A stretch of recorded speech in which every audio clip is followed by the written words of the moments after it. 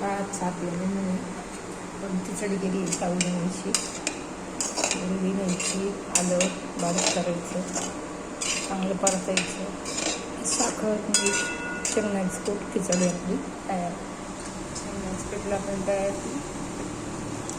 शेंगदाण्याचं कूट घ्यायचा, हिरवी मिरची घ्यायची, बारीक करायचं, तेल टाकून कसं तेल जिरे मीठ कुठला पण तयार.